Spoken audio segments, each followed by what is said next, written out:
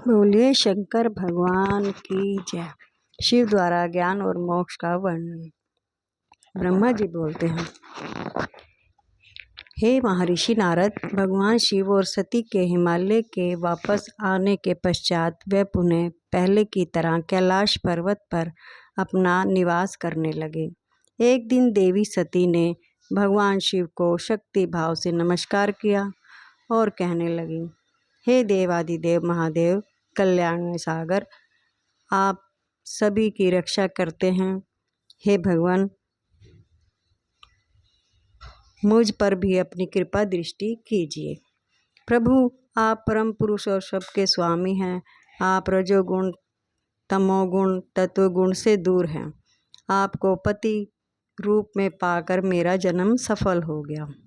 हे करुणानिधान, आपने मुझ पर हर प्रकार से का सुख दिया है तथा मेरी हर इच्छा को पूरा किया है, परंतु अब मेरा मन तत्वों की खोज करता है। मैं उस परम तत्व का ज्ञान प्राप्त करना चाहती हूँ जो सभी को सुख प्रदान करने वाला है, जिससे पाकर जीव सागर के दुखों और मोक्ष माया से मुक्त हो जाता है और उसका उद्धार हो जाता है।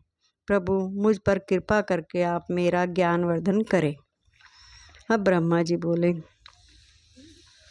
मुने इस प्रकार आदिशक्ति देवी सती से जीवों के उद्धार के लिए भगवान शिव से प्रश्न किया।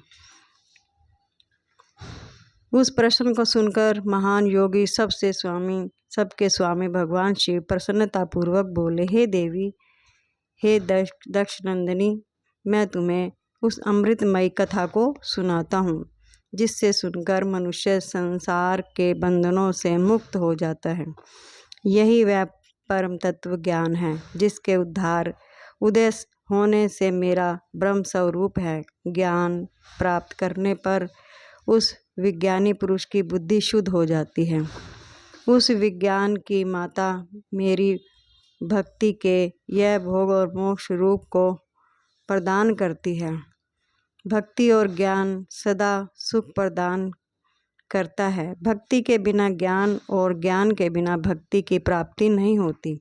हे देवी, मैं सदा अपने भक्तों के अधीन हूँ। भक्ति दो प्रकार की होती है, सगुण और निर्गुण।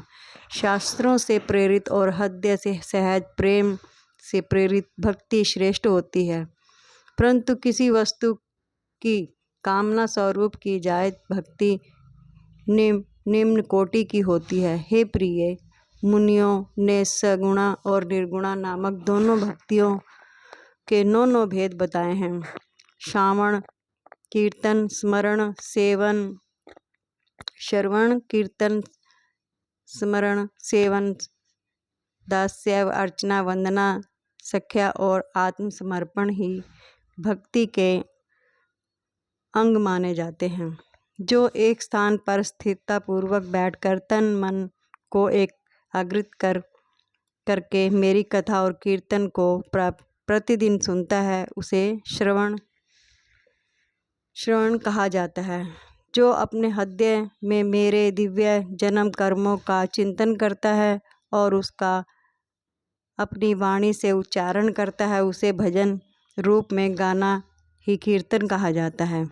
मेरे स्वरूप को नित्य अपने आसपास हर वस्तु में तलाश कर मुझे सर्वत्र व्यापक मानना तथा सदैव मेरा चिंतन करना ही स्मरण है।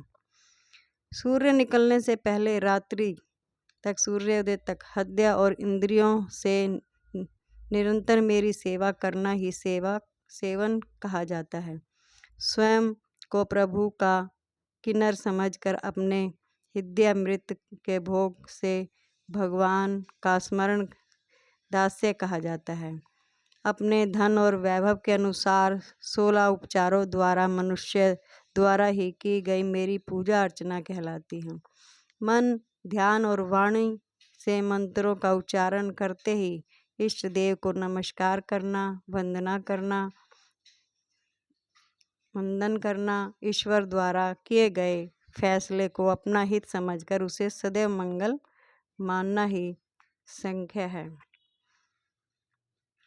मनुष्य के पास जो भी वस्तु है वह भगवान की प्रसन्नतापूर्वक के लिए उनके उच्चारण में अर्पण कर उन्हें समर्पित कर देना ही आत्मसमर्पण कहलाता है।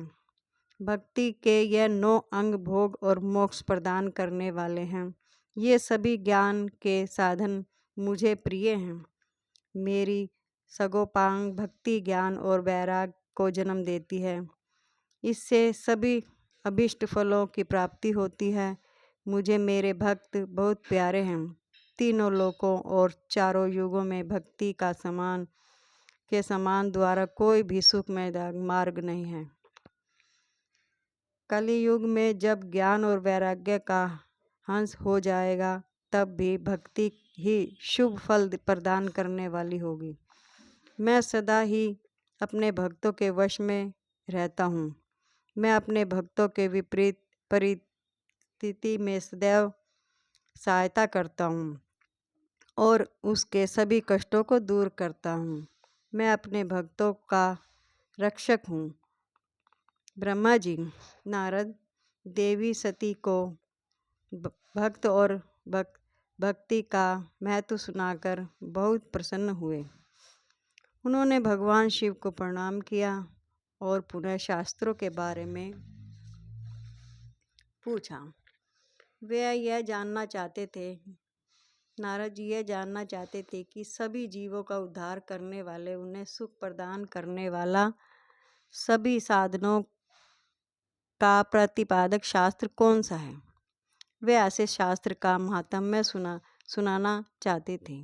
सती का प्रश्न सुनकर शिवजी ने प्रसन्नतापूर्वक सब शास्त्रों के विषय में देवी सती को बताया।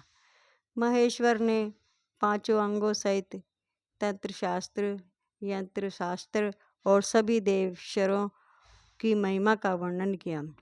उन्होंने इतिहास की कथा भी सुनाई, पुत्र और स्त्री के धर्म की महिमा भी बताई, मनुष्य को सुख प्रदान करने वाले वैदिक शास्त्र और ज्योतिषी शास्त्र का भी वर्णन किया। भगवान शिव ने भक्तों का महात्म्य और राजधर्म भी बताया। इसी प्रकार भगवान शिव ने सती को उनके पूछे सभी प्रश्नों के उत्तर देते हुए सभी कथाएं सुनाई। बोलिए शंकर भगवान की जय।